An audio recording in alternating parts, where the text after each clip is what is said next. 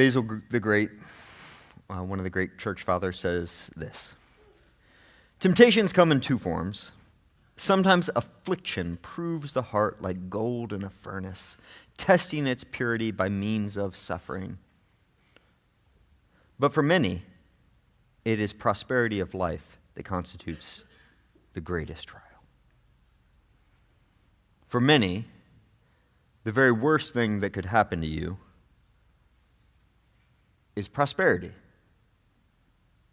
Moses explains this in Deuteronomy chapter 8. I don't know if you know the passage, but the Israelites, these recently freed slaves, are getting ready to go into the promised land.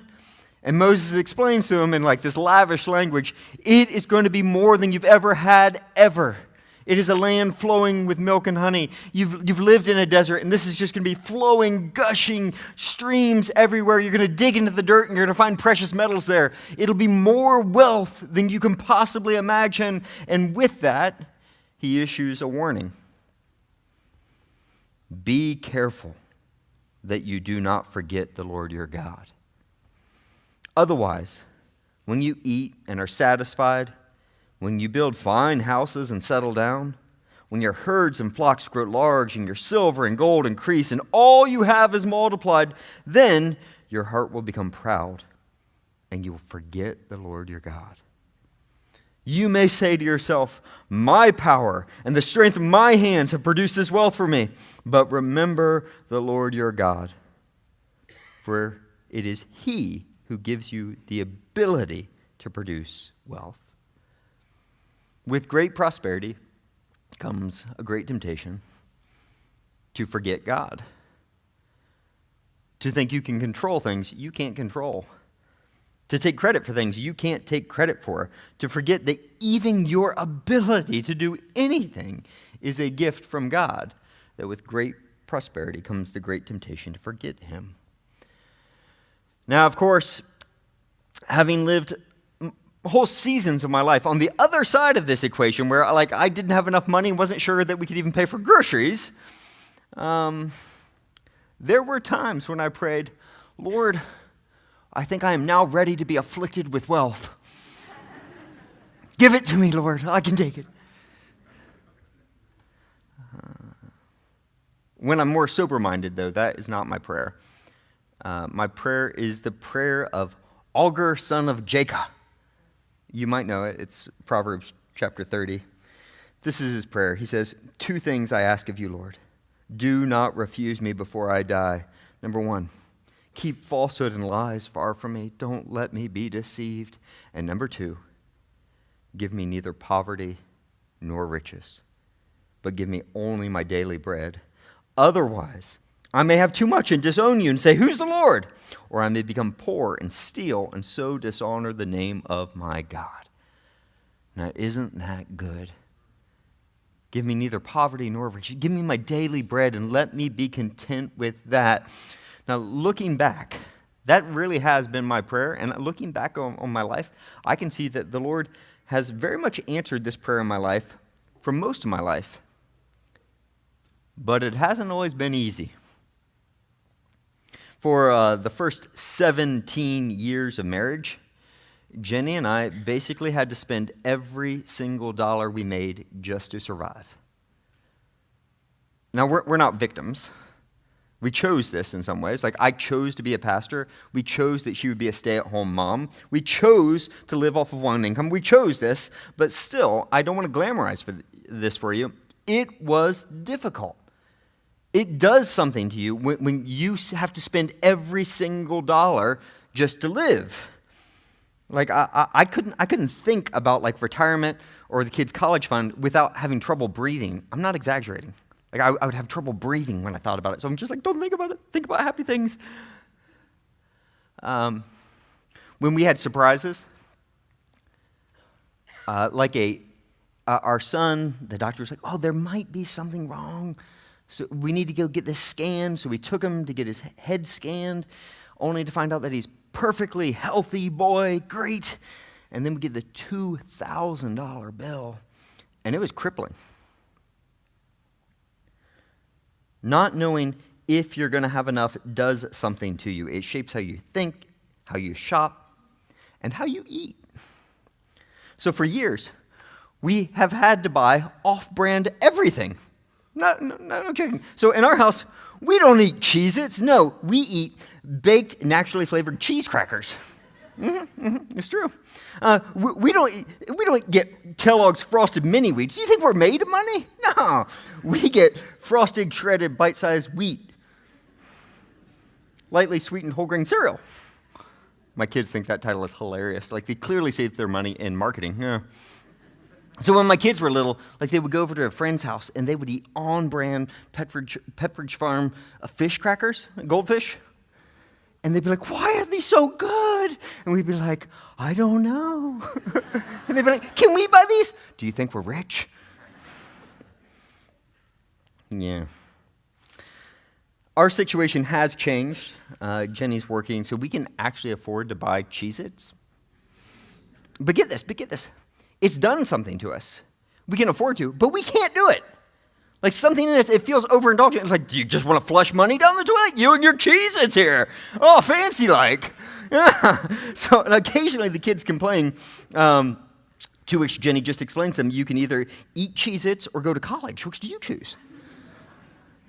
But then the other day, not joking, I actually ran the numbers, and in order to send both of our kids to Penn State, the low-cost college solution in our state, it will cost, and I'm quoting, $367,720.68. To which we said, let's buy the kids Cheez-Its.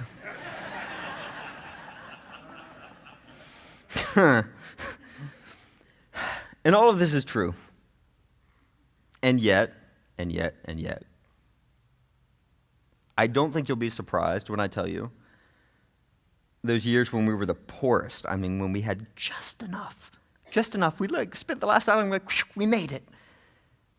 They were not bad years. In fact, they were some of the best, some of the sweetest. So one of the gifts that God gave us early on in our marriage is he gave us this vivid picture. He removed the illusion that money could buy us the life that we really wanted. So here's what happened. He embedded us with a bunch of multi-millionaires. So we got to know a bunch of multi-millionaires in Dallas, Texas, and we were the help. So when they're around us, they didn't have any filters or guards out there, just like, they're just the help. They would say whatever and think whatever. And so we got to see like an insider's unfiltered view of what it's like to have a life where you can buy literally whatever you want. So, for example, there was one woman with whom we were acquainted, and she, her life was, she felt trapped. She needed some excitement in her life. So she decided to buy an apartment in New York City, a multi-million-dollar apartment in New York City, and get this, and keep it from her husband. It was her secret getaway for just the girls. Now, when you can buy a multi-million-dollar apartment and your husband never realizes it, that's a different kind of wealth. What we found in these people who literally drove Bentleys, drank Cristal, bought secret multi-million-dollar apartments, was a brokenness. An emotional, relational, spiritual brokenness that no money could heal. And mostly, it didn't make us envious. It mostly just made us sad. And that was a gift. It took away the illusion that money could somehow give us the life we really wanted. Money promises a good life. But money is a liar. One night in particular stands out early on in our marriage. So we're living in this tiny little back house, 400 square feet, and we invite our neighbors over, who just happen to be multi-millionaire, like Texas oil wealth neighbors. And these are good people. We're still friends. I mean, they're of all the ultra-wealthy people we knew, this is the one couple that we were like, hey, they had a hard life, but wealth didn't ruin them, right? And so we invite them over. We're going to have dinner at our place. And at the time, we so envied their lifestyle. They had the perfect house, and the perfect second house, and the perfect third house. And they got to go out to a different restaurant every night of the week, a different restaurant. We're like, how amazing would that be? And so we invite them over. We sit down at our little table, the one that we bought at a secondhand shop. And my wife pulls out her dinner, this good but cheap pork. It was country-style pork ribs, mashed potatoes, and of course, baked, naturally flavored cheese crackers.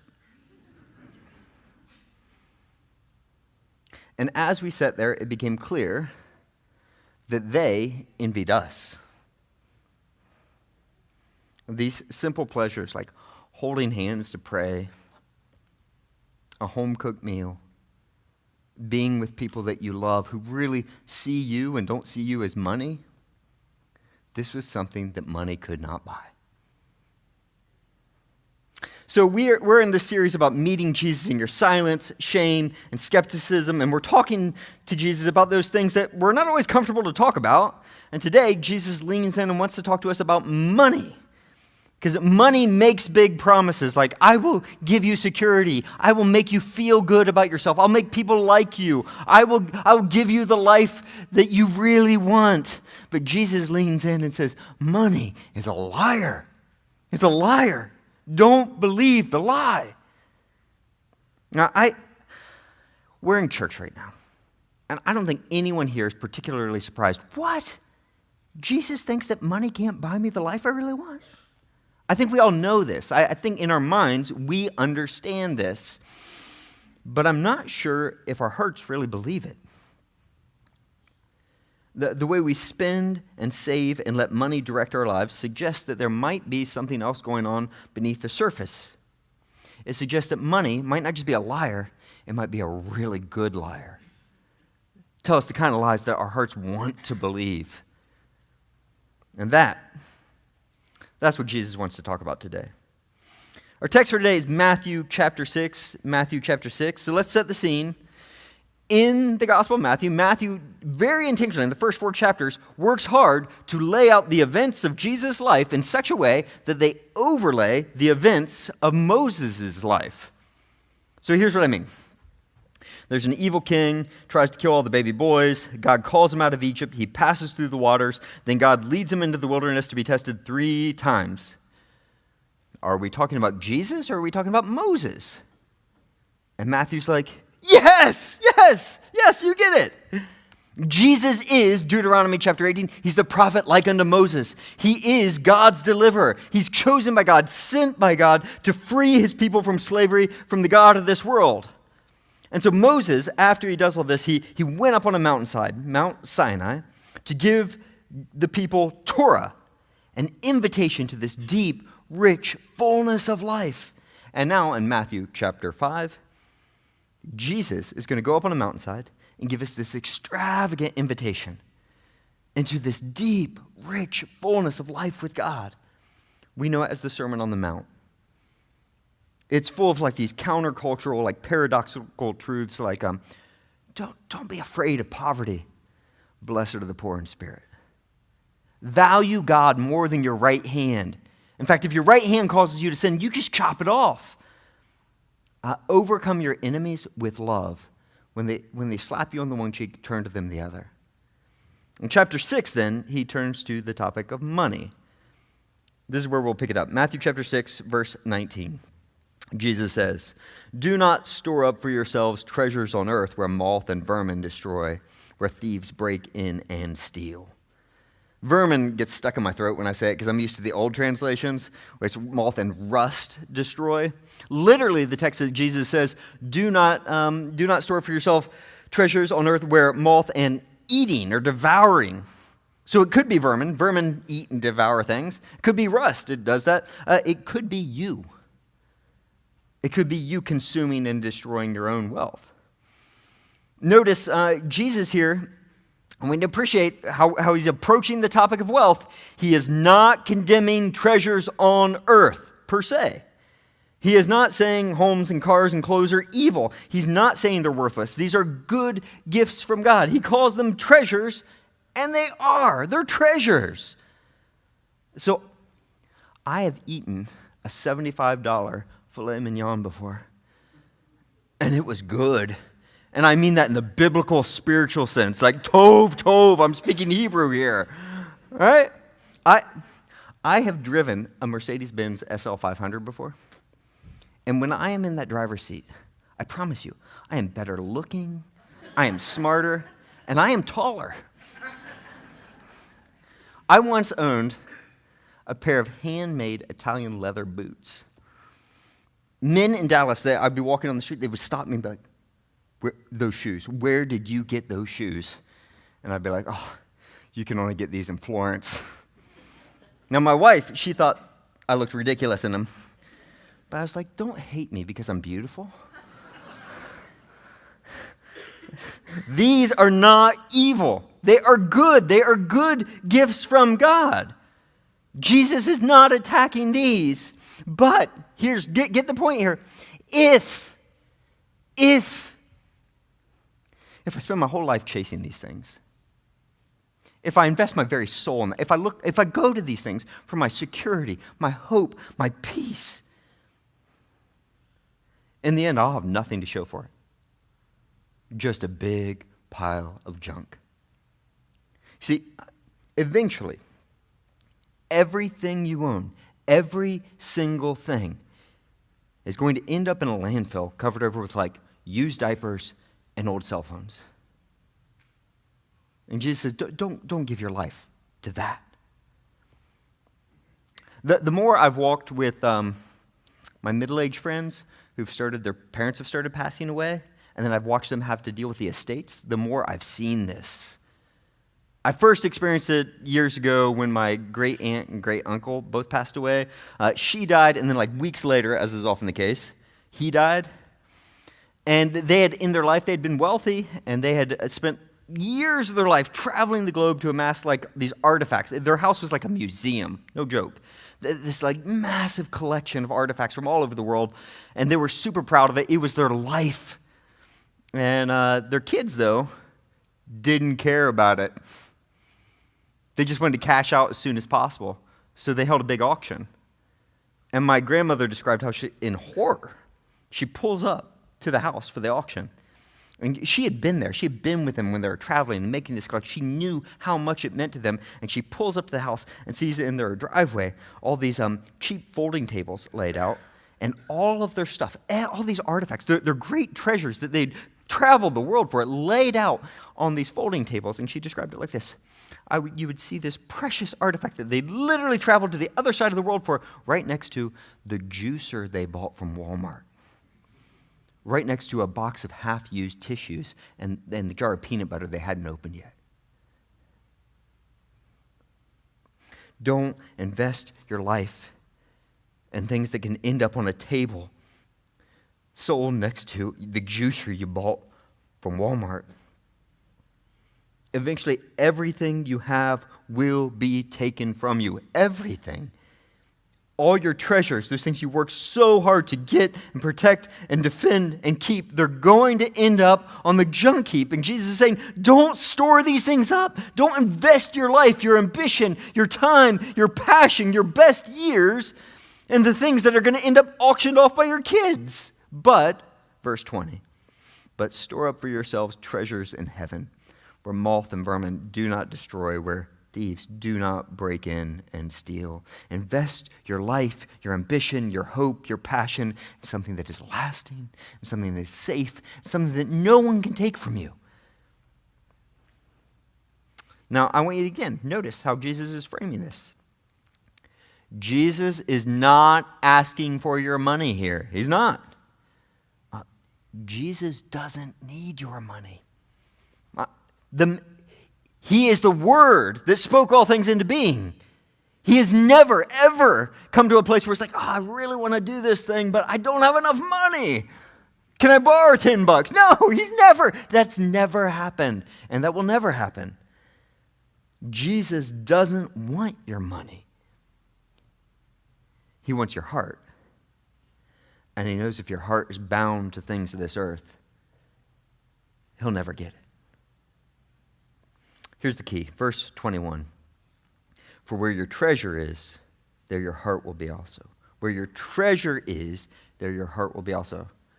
Now, I have to say, this is counterintuitive. Like, if I were on that Galilean mountainside that day, I might be like, oh, excuse me, Jesus, I'm sorry. I didn't want to interrupt, but I'm pretty sure you just messed that one up. That was a mistake. You got it backwards. You said it backwards. What you meant to say is where your heart is, there your treasure will be. We know this, right? Like your actions follow your heart. What you truly love, that's where you're going to invest your time, your money, your energy. That's where your treasure is going to be. So if I really love my house, I will treasure it. I'll spend my time, my money on it. I'll think about it all the time. My actions follow my heart. That's how it works in every other case. So take murder. When Jesus says in the Sermon on the Mount, he doesn't just say, do not murder. He says, well, that's an action, but let's talk about your heart. You see, if you deal with hate in your heart, you won't murder. And adultery, yeah, you shouldn't commit adultery, but let's deal with the real problem. It's your heart. You got to deal with lust in your heart. So you see, we say, Jesus, what you meant to say is where your heart is, there your treasure will be also. But Jesus did not make a mistake. I want you to pay attention to this. He's saying something radical here. Jesus is saying that money directs your heart. Money directs your heart. What you own affects your soul. The treasures you own you. Possessions, money, debt, treasures, these have a direct effect, a direct pull on your inner world. With every dollar you spend, every hour of your life you invest in that project, every thought that you put into your stuff, it tethers itself to your heart. Your heart follows your treasure. So at the risk of trivializing this, I want to give you a visual. I think you need to see this in order to appreciate what Jesus is saying. So I've asked a volunteer to come help. Let's give Iman a hand here, guys. Yeah. She is very brave here. So this is Iman, and this is Iman's heart. All right? All right? And Iman's heart, like your heart, like my heart, has a tendency, has a propensity to want to get attached to things, hooked to things, that it wants to grab a hold of things and not let them go. Attachments. Huh? According to Jesus, money in particular triggers this, that every time she invests or we invest in treasures on earth, our heart becomes tethered to the stuff of this world. So, a car. Iman, she has a car, and it's fine, I guess. Now, I honestly don't know what kind of car she drives, but let's just say she drives something mid, like a 2005 Honda Accord that she got from her grandmother. I hear some people drive awful cars like that. Can't imagine. So, like, you're in that car, and you're just like, okay, it gets me from A to B, but man, I feel, yeah. And then I pull up, and I'm a little bit embarrassed because everybody else has nicer cars. Like, so then one day she's like, listening to Spotify, and here's this commercial for a Jeep. And she thinks, you know what? I would look good in a Jeep Wrangler. Holy cow. And she imagines herself like riding on a beach and and all the boys fawning over. She's like, this is exciting. I need a Jeep. It goes from I want a Jeep to I need a Jeep. And then she goes to the dealership and finds out I can swing these payments. I can. It's a little much, but I can swing these payments. And so she buys it. She takes it home, and it's everything she dreamed it would be. I mean, she's now popular. She's better looking, smarter, everything because she now drives a Jeep. And because of that Jeep attaches itself to her heart. And now that she has a Jeep, she's like, oh, let's go somewhere, girls. So they all hop into her Jeep. They take the top off. They drive over to KOP. They're like, oh, let's just do some cruising around. They're like, let's pop into the mall. And so they're in the mall. They're walking around. And all of her friends, they're like buying all these clothes. And they're like, ooh, Lululemon, let's get something. And she's like, she has clothes. They're fine. But Lululemon makes her feel special. And she's like, she sees that. She wants it. And then she's like, no, I need that. And, I've been working so hard lately. I deserve that. So she buys a little Lululemon, and she walks out, and she's like, I look good. And it gives her everything that she thinks she wants. People treat her better. She feels better. And that then does something to her heart. It attaches itself to her heart. And then if you didn't know, she's rather young. So she says, I got the car, I got the clothes. It's time to start adulting. I'm going to get a house. I'm going to invest in something that's going to grow in value. So she buys the house and then all the things with the house. And then not just the house, but the furniture and the upkeep and everything about the house then attaches itself to her schedule and her bank account and her whole life. Right? Now we need to notice, nothing here is bad. Nothing. These are all good things. But little by little, more and more, bit by bit, her heart is tethered to more and more things until she is entirely tied down, bound to earthly treasures. So when Jesus shows up and says, Iman, man, I've got this friend over here that you know who's really hurting. I want you to go spend time with him. Come on. Okay, that was enough. She can't go. She doesn't have space for that. Jesus says, there's this trip in Guatemala, and the Spirit of Jesus says to her, you need to go. You need to be part of this Potter's house in Guatemala. You need to go serve. You need to, come on, let's go. Come on. Okay. Oh, just lost her clothes. When Jesus says, you need to slow down. You have to start taking one full day each week just to be with me. She can't. She has to work all this time so that she can keep up the lifestyle, pay for all the things that she bought. And then on her day off, she has to spend all of her time doing upkeep for all of her possessions. She can't. She is not free to go where God sends her, not free to be part of God's work. She can't change jobs, move, take extra time off, give extra money. You see, with every dollar she spends, every hour of her life she invests in that project, every thought she puts into that stuff, her treasures tether themselves to her heart, and her heart follows her treasures. Church, our hearts are tethered with 1,000 tethers. This is why when people came to Jesus and said, Jesus, you're amazing. I want to follow you. I want to be part of what you're doing. What did he say? First, you got to cut some ties. No possessions, no house, nothing but the clothes on your back and staff in your hand. First, you have to cut ties with all this stuff. You see, if you're going to follow Jesus, you can't be tied to this world. You can't be tied to earthly treasures, not because they're bad, but because he offers you something better. And now you're free. This is what we see when we look at Jesus. His heart was perfectly free.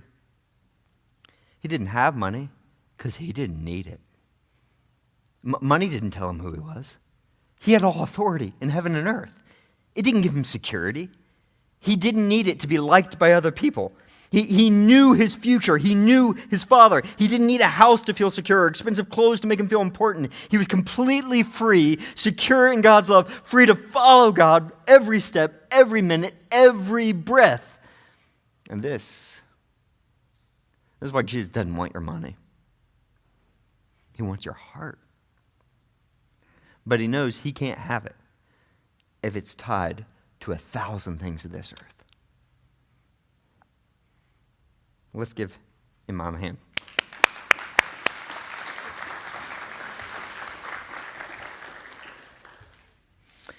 But there's a problem with all of this, and it's this. We don't think we have a problem. That's the problem. We don't think we have a problem. Jesus says it like this, verse 22. The eye is the lamp of the body. If your eyes are healthy, your whole body will be full of light. But if your eyes are unhealthy, your whole body will be full of darkness. If then the light within you is darkness, how great is that darkness? So throughout the Gospels, Jesus talks about eyes, darkness, blindness. Why? To describe your ability to see reality, to see the work of God, to see God in your midst, to see the meaning and value of stuff, to see things as they truly are. And according to Jesus, you can have perfect eyesight and be blind. And be blind. and be walking in darkness. Now, if you're like, but Jesus, I thought we were talking about money here. He leans and says, oh, we are. We are. Money makes you blind. That's the point. Get the connection. He says, money makes you blind. The first sign that you are greedy and consumeristic is that you don't see yourself as greedy and consumeristic. That's the first sign. So if you look at your life and say, I'm not greedy and consumeristic, hey, there you go. The grip of money on our lives has so many ways to hide. We say things like, I would be more generous, but life is so expensive right now. This economy, it's crazy. You say, I'm not hoarding my money. I'm being responsible. I'm providing for my family. I'm not materialistic. I'm enjoying God's good gifts. I will be more generous. Get this. After my wife starts working, after we pay off the car, after my kids go through college, after we pay off the house, after I retire, after you die. So in my 20 years as a pastor, 20 years, I have only met one person ever who suggested that they might sometimes struggle with greed. One person in 20 years. When I was prepping for this series, I polled a bunch of people about what they feel are like the most pressing issues for us to address. And I had a whole laundry list of things. Do you know what was at the very top? Mental health, LGBTQ+, doubts. Those things were at the very top. You know what was at the very, very bottom? Money. Oh, yeah, we totally don't struggle with that. Greed, that is not a thing even on my radar. It's a bit odd, don't you think? So let me remind you, we live in the wealthiest county of a wealthy state in one of the wealthiest countries in the world, in the wealthiest era of human history ever. We have more disposable income than any other people in any other time, in any other place in the history of the world, and yet amazingly, none of us struggle with greed. So this is either a miracle that greed has just passed over us, like the angel of death passed over during the Passover, or we're blind. What do you think is more likely? Jesus suggests that we might need to snip a few lines before we can even begin to see how deeply enslaved we are to money. Watch this, verse 24.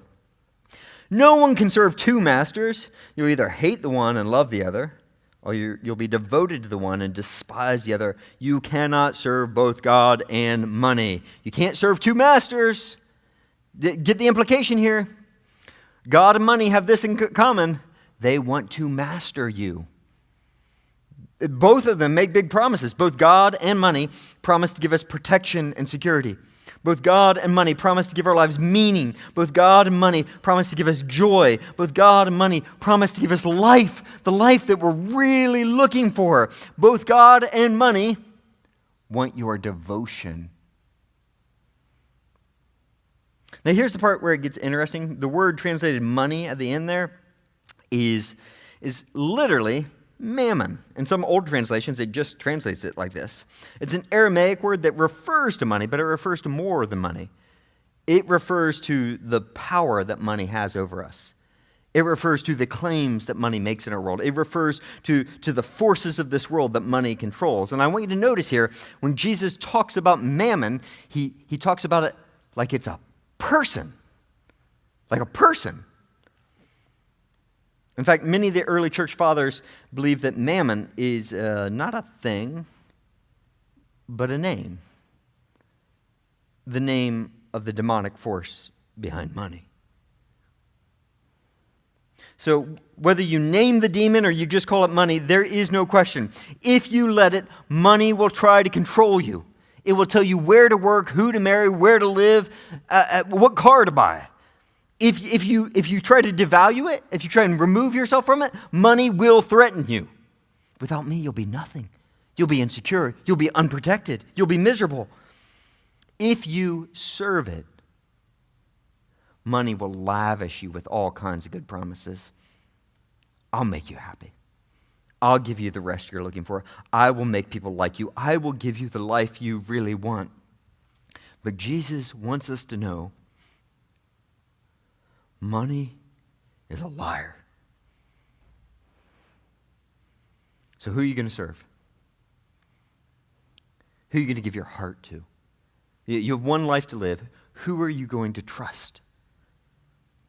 You see, Jesus does not want your money. He wants your heart. But he knows that if your heart is tied to 1,000 things of this earth, he will never, ever get it. So practically, what do we do with this? How do we get out from this lie that money can give us what we really want? It's pretty simple. I don't want to overthink this. It really does come down to this central image that where your treasure is, there your heart will be also. This has two implications, the negative and the positive. First, you have to cut the ties that bind your heart to the things of this world. You have to start cutting some ties. You can't let them all cling to you. You can't. If you keep all those attachments, your heart will not be free. So here's a few diagnostic questions to see if this might be relevant to you. Number one, am I buying things that I don't need with money I don't have? Anyone? Raise your hands now. No, sorry. Number two, am I letting money tell me what to do with my life? Does money decide where I live, who my friends are, my career, how I spend all of my time? Number three, am I sacrificing things, my family, my relationship with God, my health, for money? If you are sacrificing to mammon, the god of money, your soul is in danger. Your heart is not free. Now, I know everything in our world tells you that more is more, that the algorithm is working around the clock to deplete your ego, get you into a hot state so that you'll be like, yes, I need security. Let me buy this thing. It'll make me feel secure. Yes, that will make me happy. That will give me the life I want. I know all this pressure from the world is constantly coming upon you. But here's my question for you. How's that working for you? Is it giving you the life you want? I mean, all of us at this point have bought way too much. Does it really give you what you want? Do you think the next thing or the next thing is really going to solve that for you? Jesus goes to the rich young ruler. You are the rich young ruler in that context. And the text says, he looked at him and loved him, and said, go, sell everything you have. Give it all away to the poor. I don't want your money. Just give it away. And then come follow me. Now, I want you to hear this. Because he loved him, he told him that. Jesus doesn't hate him. Jesus doesn't hate good things. He is not trying to ruin your life. He's trying to save your life. But he says, if I'm going to save your life, if you want freedom, you have to cut some ties. And then on the positive side, we need to invest your money in the things that will bind your heart to God and others. Every treasure you give away, every dollar we selflessly share with others, every bit of ourselves that we give to God's purposes, it loosens our grip on this world and binds our heart to God. That every act of generosity tethers our heart to God. That with each gift we are making a declaration. This world is not my home. My citizenship is in heaven. Jesus is my treasure. His love is better than life. I will seek first the kingdom. I am no longer a slave. I'm no longer a slave. I'm free because my heart belongs to Christ alone. And that, not guilt, not fear, that is the motivation behind Christian giving. That is why we give. We give because mammon has no authority over our lives. We give because our lives are too valuable to invest in things destined for the junk heap. We give because we want more of God. We give because we want the life that money promises, but it lies about. And so the Apostle Paul in 1 Timothy, when he talks about the love of money, he gives you another option. The love of money, it will ruin you. It will stab you, literally pierce you with many griefs. But Jesus, you know what he will give you? the life that is truly life. I love that phrase. We give so that we can get in on that. The foundational practice for doing these two things, cutting and investing, the foundational practice for binding your heart to God is a practice called tithing. Tithe is literally a word that means tenth, 10%. So 10% of your income in the Old Testament, 10% of your income was set aside for the Lord. You acknowledge that everything you have comes from the Lord, and then you set aside. He asked you, said, hey, that 10% is mine. It's wholly unto the Lord. It's set apart from me. Give it to me. So Leviticus 27, Numbers 18, Deuteronomy 14, on and on. And in the Old Testament, God takes this very, very, very seriously. So there's this passage, this haunting passage in Malachi chapter 3, where God says, would you steal from me? Would you steal from me? But you have. And they're like, how have we stolen from you, God? He says, in tithes and offerings, you've held back. Now, I want you to understand this context. God gives you everything you have, everything, and you can do whatever you want with 90% of it. All he asks is that you set aside 10% for him. If you get greedy and keep that 10% that's set aside for God, he says, you're stealing from me. You're stealing from God.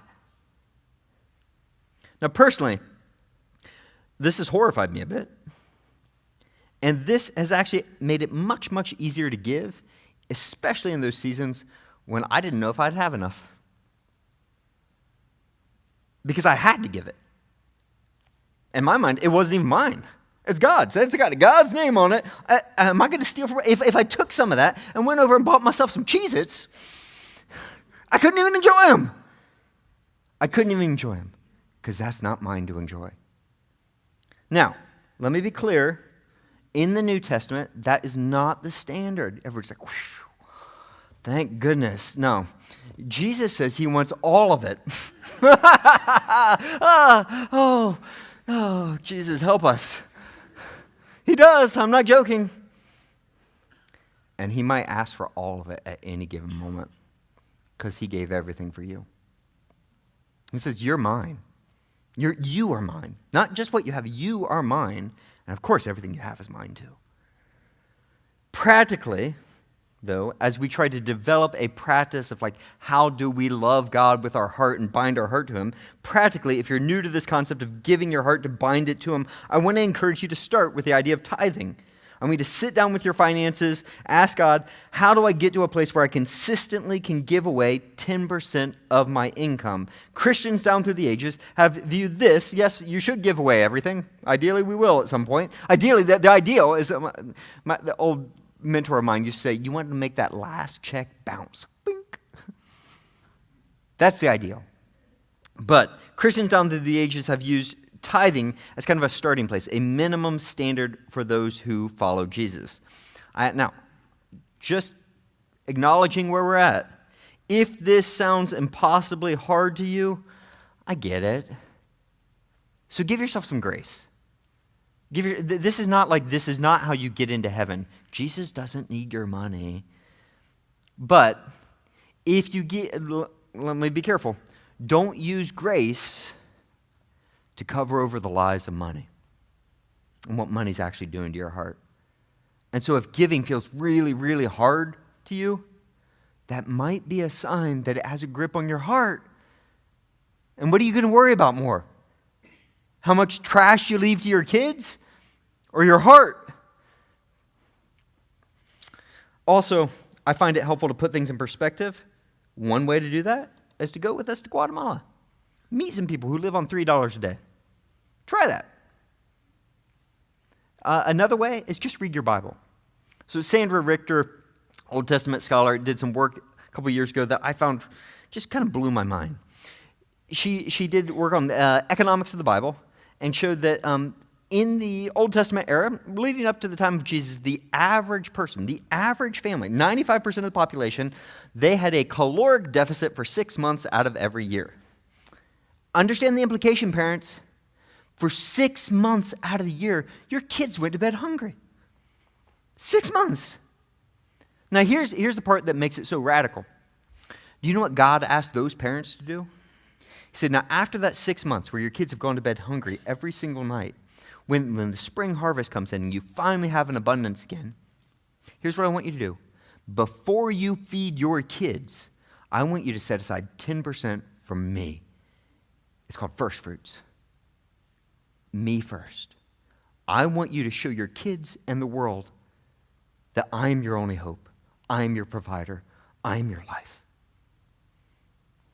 That puts things in perspective for me. So how do we get out from this incipient lie that money can give us the life that we want? Knowing the answer is not enough. You have to step into the life that Jesus promises. That means you have to cut ties that tether your heart to this world, and you have to bind your heart to God through giving. That with each and every gift, you are making a declaration. This world is not my home. My citizenship is in heaven. Jesus is my treasure. His love is better than life. I will seek first his kingdom. I am no longer a slave. I am free because my heart belongs to Christ alone. Amen and amen.